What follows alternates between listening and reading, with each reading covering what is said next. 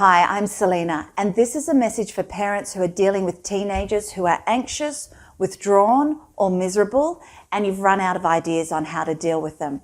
And I'm going to share with you a clever habit today that if you start practicing it with them now, it can really build up a lot of trust and rapport in your relationship. Now, if that sounds too good to be true, I used to think the same thing. I used to think it can't be that easy or simple.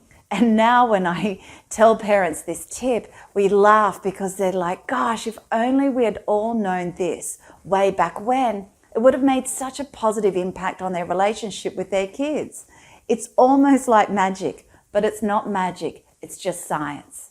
Now, for parents who are ready to dive straight into our program, click on the link below and you'll get access to this habit plus all our other great habits. And for parents who want to learn a little bit more of what we're about, let's get into it. So we're going to start with this one little thing that I want you to start doing.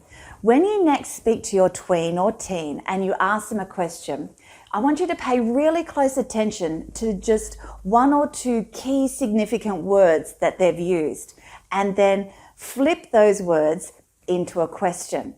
So if you were to say, for example, how was school today? And they say, oh, it was bad, or oh, it sucks. You could reply to them, oh, it's bad. Oh, tell me about bad. Or, oh, it sucks. Which bit sucks?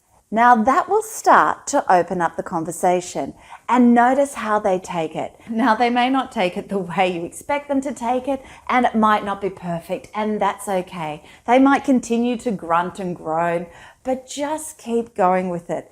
Because over time, if you keep doing it, you will notice there's a change in the conversation and there'll be more toing and froing. And because there's a change in the conversation, there's a change in them, and then there's a change in you. And it's these little steps that start to build the rapport and trust. Because you see, if they're moaning at you, they're miserable, and they're telling you that they're miserable, and it in turn makes us miserable. And they do that because they want us to understand what headspace that they're in. So they moan and make us miserable. And why do they do that? Well, you see, misery has lots of different elements to it. You know, maybe they're afraid of the future. Maybe they're quite scared of what's going on in the world right now. Or maybe they're really missing their friends or missing how it used to be. And you see, in our program that we offer, we get into that so you can learn how to access what it is and how to actually get it out of them. But you see, they tell us in very strange ways, and it won't be the way that you're expecting, but all of a sudden it can come out. And when it comes out, just understand this one thing. It came out because you got them to a point of trust. So I'll give you an example. It's one of my favorite examples. One of our clients said to us recently, oh, I know why my son's so miserable. He told me the other day it's because he's gay and he doesn't know what to do with it. Now, that is something that would never have come out unless there was trust. And the reason why is, well, kids hide things from us because they either don't trust us or they don't trust us with the information that they've got. They're afraid. So you have to look at it from a child's perspective. Now, even though we would probably never leave or abandon these kids, some are actually fearful that if they tell us certain things, that we will abandon them or reject them or disapprove of them. So we have to create an environment, and that's what we show you in our program. We show you how to create an environment that has no judgment.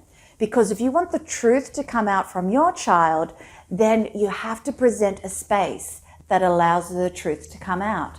So if all of a sudden, you know, you're washing the dishes with the kids, and yes, we do show you in our program ways to get kids more engaged around the house as well. But you know, you're washing the dishes together and all of a sudden something comes out. They just blurt something out. And maybe it's something little that's come out and sweet and innocent. Maybe it's big stuff. And maybe you've found out that they've lied to you. And you know, you can start exploring why they've lied. And we've got great tools in our program for that as well.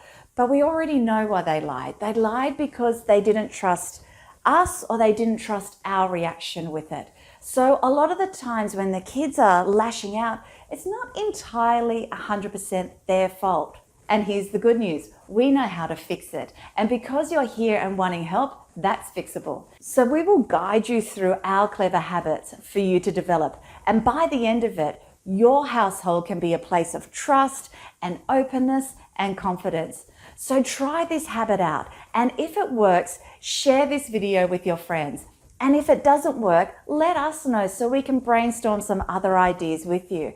And for the parents who are ready to dig deeper into our program, you can sign up right now. So check out the link below. And I absolutely guarantee it. Sign up to the Conversation Toolkit and put it into action. And if for the first 30 days you don't see any improvement in your child's behavior or attitude, let us know. We will work with you for another 30 days. And if after that 60-day period, you see no improvement in your household, we will refund your small investment 100%. So you have nothing to lose and everything to gain. Sign up by clicking on the link below, and I really look forward to meeting you on the inside.